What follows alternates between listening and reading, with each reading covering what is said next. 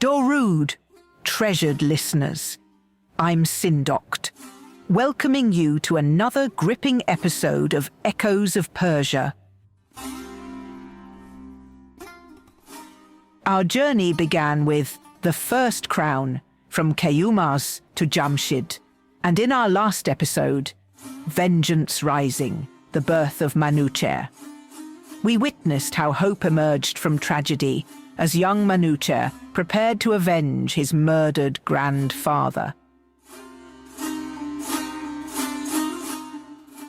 In our previous episode, we witnessed the heartbreaking betrayal and murder of Iraj, Féréydoon's youngest son, at the hands of his jealous brothers Salm and Toor. With Iraj's death, Féréydoon's heart broke, but hope was not lost.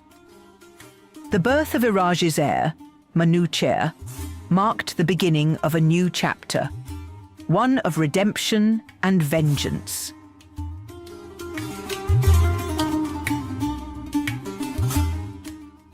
If you're ready to witness both justice's triumph and wisdom's emergence, please subscribe to our channel and join us for this remarkable tale.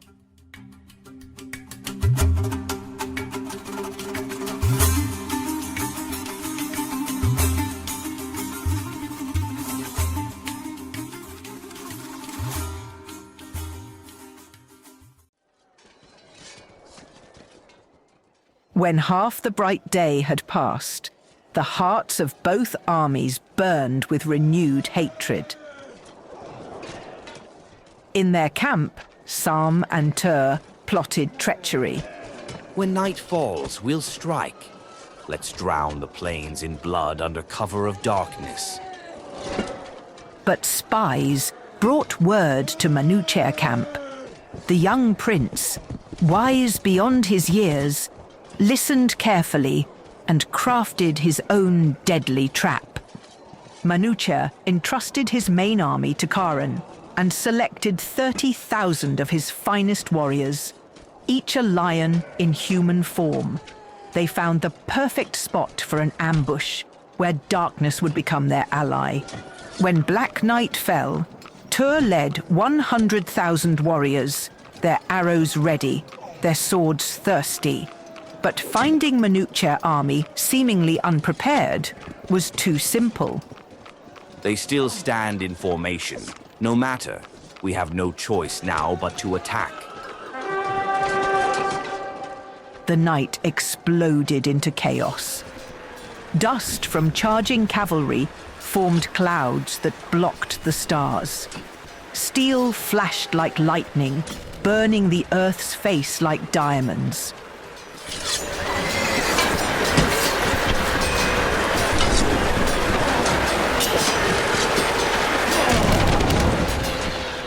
Then, Manucher sprained his trap, emerging from hiding to cut off Toor's retreat. There was no escape. With a spear throw that would echo through ages, Manucher struck Toor from behind. The murderer's dagger fell from his hand as Manucher seized him like a hawk taking a sparrow, dashed him to earth, and separated his head from his shoulders. Thus fell Toor, who had once murdered gentle Iraj. His body became food for wild beasts, while Manucher returned victorious to his army, one part of his vengeance complete. First, praising the Creator of all things, Lord of goodness, purity, and justice, Manucher began his fateful letter. Thanks be to the world ruler who aids us in distress, for none but he can help in darkest times. And blessings upon Féréydoon the Tall, master of crown and mace. Then came the account of battle, written with warrior's pride, yet princely grace. We reached the land of Turan in glory, our army seeking vengeance. 3 mighty battles in 3 days we fought, both in bright days and darkest nights. They tried night raids. We set an ambush. When Toor turned to flee, I pursued and caught him. My spear found his armor. My strength lifted him from his saddle. Like a dragon, I cast him down and separated his worthless head from his body. Then came words, sharp as the sword that had fallen. I sent this head to my grandfather, just as he once sent our beloved Iraj's head in a golden casket. Now I shall prepare the same medicine for Saam.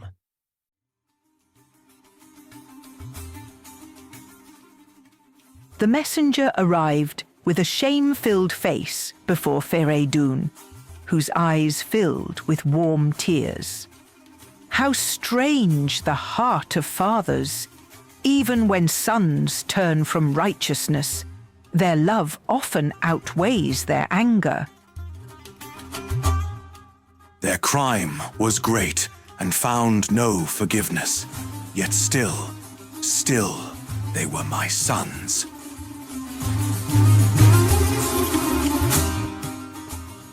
Yet when Toor's head was placed before him, Féréydoon raised his eyes to heaven and blessed Manucher, for justice demanded its price, however bitter.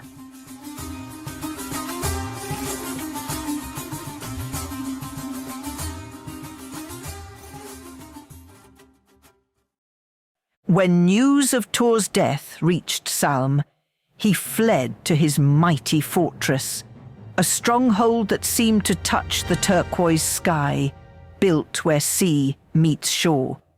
Saam has turned from battle to hide in Keelan fortress. Even if it becomes like the sea itself, we must not let him escape justice's net. In darkness, Karen crafted his strategy, as subtle as it was bold. With Toor's ring and banner, I shall approach the fortress as a messenger. When I raise our standard inside, be ready to strike. As night turned the sky to ebony, Karen approached the fortress gates alone. A message from Toor. He warns that Manucher forces approach. Here, his royal seal proves my words. The fortress commander, seeing Toor's seal, opened his gates to treachery. As our ancestors say, he who sees secrets is he who guards his heart. See how he places trust in false kinship, giving both his head and his fortress to the wind. When dawn painted the sky, Karen raised the signal banner. Shiruye and his warriors struck like lightning. From one side, Karen, from the other, Shiruye, above them fire, below them water.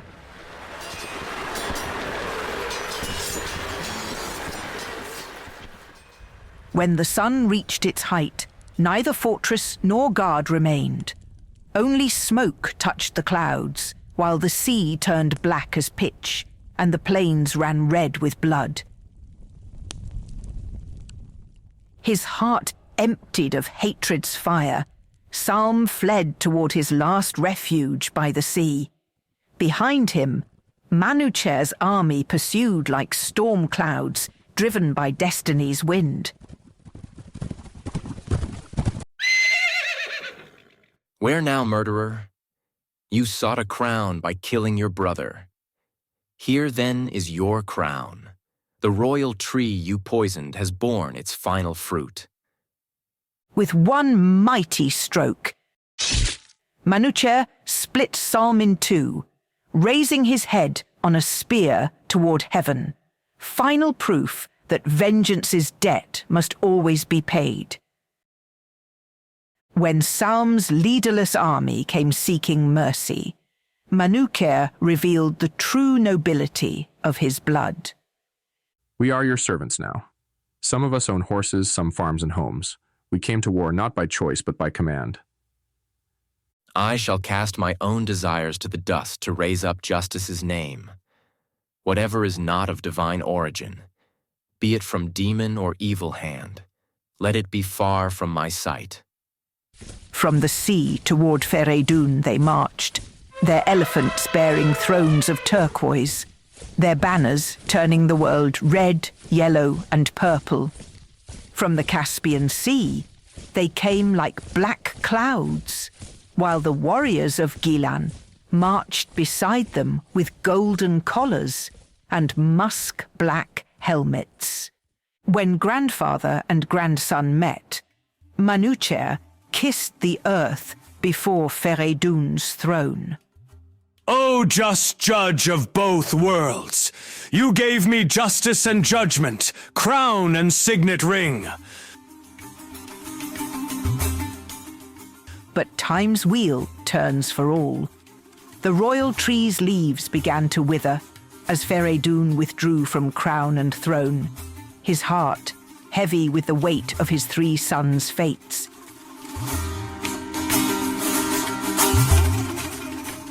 Féréydoon passed, but his name lives on. Through ages long his legend drawn. Better good name and truth remain than treasures lost to time's domain.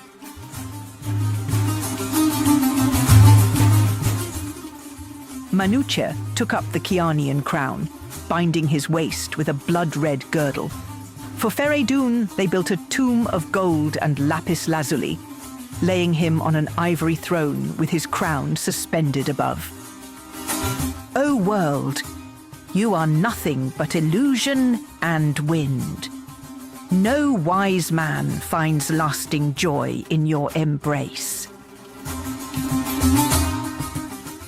And so ended the age of Féréydoon, an era that began in horror and ended in justice, teaching us that every deed, good or ill, bears fruit in its season.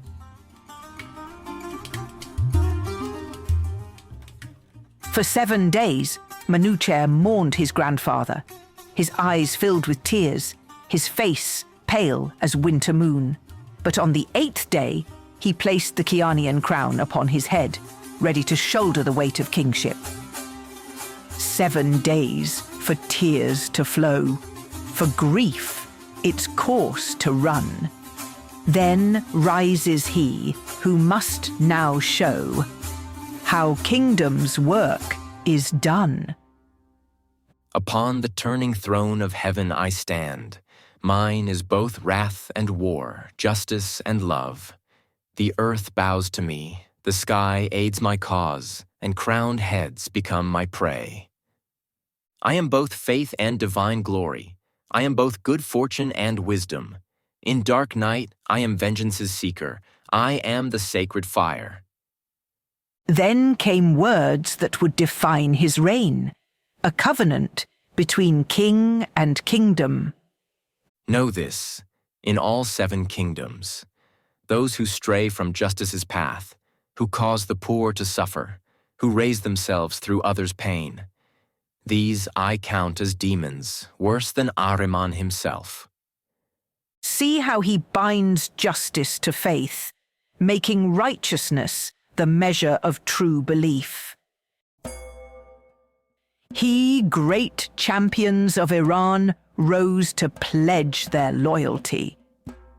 O just king, I, Saam, have seen many rulers, but justice is yours to give and ours to approve. You are Iran's true heir, chosen of warriors and lions. In battle you are the enduring lion, in feast the radiant sun. May earth and time be dust at your feet. May the turquoise throne be ever your seat. Rest now in peace upon your throne. The time for battle belongs to us. Your place is in glory and celebration. I shall circle the world, bringing your enemies to heel. And so began Manucher reign, as he set about ordering the world according to justice and wisdom. He who came as vengeance's sword now rules with wisdom's light. The grandson proves worthy of the grandfather's throne. Saam Nariman, mightiest of Iran's champions, carried an emptiness in his heart. Though master of armies and slayer of dragons, he had no child to call his own. The warrior who feared no mortal foe found himself conquered by this silent woe. For what are victories won in battle's heat, when no small voice calls Father sweet? In his private chambers dwelt a beloved wife, beautiful as rose petals, with hair dark as musk. When she became heavy with child, hope bloomed in the warrior's heart. The signs are favourable, great champion. Your line shall continue. But when the child was born, such was its appearance that for 7 days none dared tell Saam of his son's nature. Beautiful as the moon in all ways, save one. The babe's hair shines white as fresh snow. In all the annals of Iran, no child of noble blood has been born thus marked. May this day be blessed, O champion. Behind your curtains, a pure son has been born to you. His body is silver, his face is like paradise, perfect in every way. Save that his hair is white as that of the mountain goat. Such was your destiny's decree. Saam rushed to see his child. When his eyes fell upon the infant's snow-white hair, all joy turned to ashes in his mouth. O you who are above all crookedness and want, if I have committed some great sin, if I have followed Ahriman's path, perhaps through penance you will forgive me in secret. What will I say when noble warriors ask about this ill-starred child? What answer can I give when they ask if this is demon spawn or fairy born? Shame poisoned Saam's heart until he made a decision that would echo through centuries. Take the child far from here, to where the Simorgh makes its nest. Let the great bird decide his fate. See how pride can blind even the bravest heart, making a warrior fear whispers more than swords.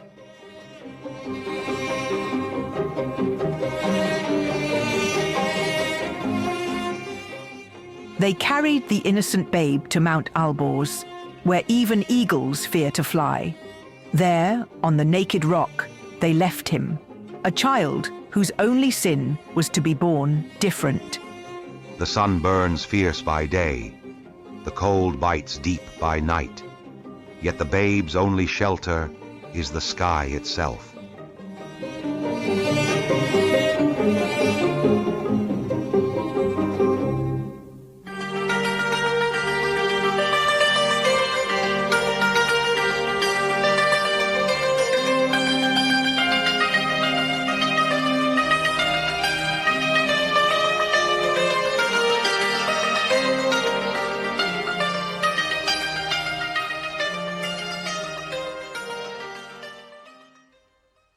When the Simorgh's chicks grew hungry, she spread her magnificent wings and soared from her nest. From high above, she saw something strange upon the rocks below. A cradle of stone, a blanket of sky, an innocent babe left alone to die, while sun burns above with merciless heat, and bare rock offers no gentle retreat. The great bird descended, her wings darkening the sky. With talons gentle as a mother's hands, she lifted the child from the burning stone. See how the Creator works. When man's heart hardens, nature's heart softens. The mighty Simorgh, who could shatter armies with her wings, now cradles a helpless babe.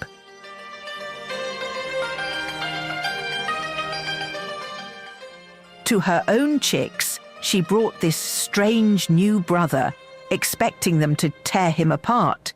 Instead, they were enchanted by his beauty. Look upon this child of man more helpless than you. Let compassion rule your hearts as it has ruled mine.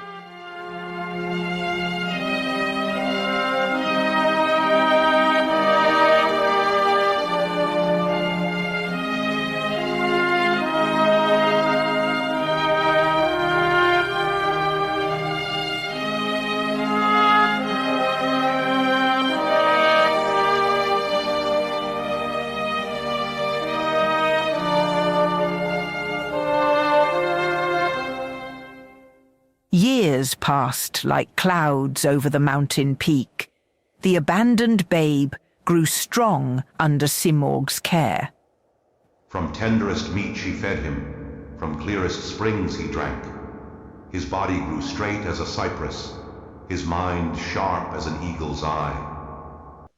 Meanwhile, in his palace below, Saam's sleep was haunted by visions. From India's borders rides a horseman swift, bringing news of my son, heaven's gift. My child lives, grows tall and strong, while I lie here, tortured by my wrong. Even lions and tigers nurture their young, O champion. Even fish in the sea and dragons in their lairs show more mercy than you have shown. I have broken faith with the merciful one, abandoning an innocent child. That night, Saam's dreams grew darker still. O heartless one, if white hair brings such shame, why does your own head now bear the same? Your beard grows white as mountain snow, yet still your heart stays cold below.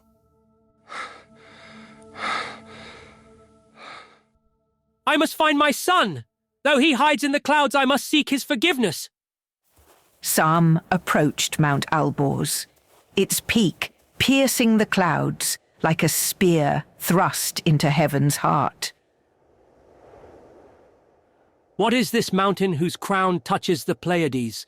Above, a nest built of ebony and sandalwood, beyond even heaven's reach.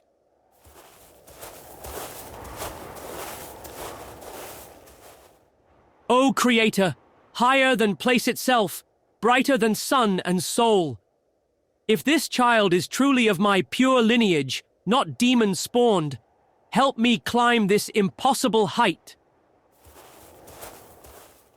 The Simorgh, seeing Saam approach, spoke to young Zaal, now grown beautiful as a young cypress tree. My child, your father comes. Saam the warrior, champion of the world, seeks what he once cast away. You speak of parents, but you are my mother.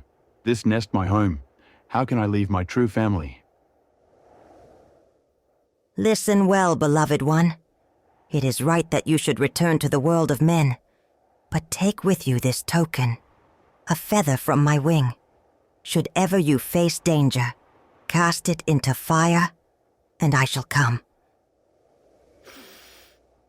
How can I leave the nest that saved me, the mother who loved me, when my own blood rejected me? The Simorgh lifted Zaal gently, carrying him down to where Saam waited. When the warrior saw his son, tall, strong, and beautiful despite his white hair, he fell to his knees. Oh, my son! What I cast away in pride, I reclaim in shame. Can there be forgiveness for such a father? Let your heart soften toward me, Father. What's past is past. Let us make our hearts warm to each other. They clothed Zaal in royal garments, but nothing could outshine his natural nobility. Drums thundered, trumpets blared, as father and son descended the mountain together. Look how he sits his horse. Truly, royal blood cannot be denied. When they entered the city, all marveled at the white-haired youth whose beauty and grace put shame to Saam's ancient pride.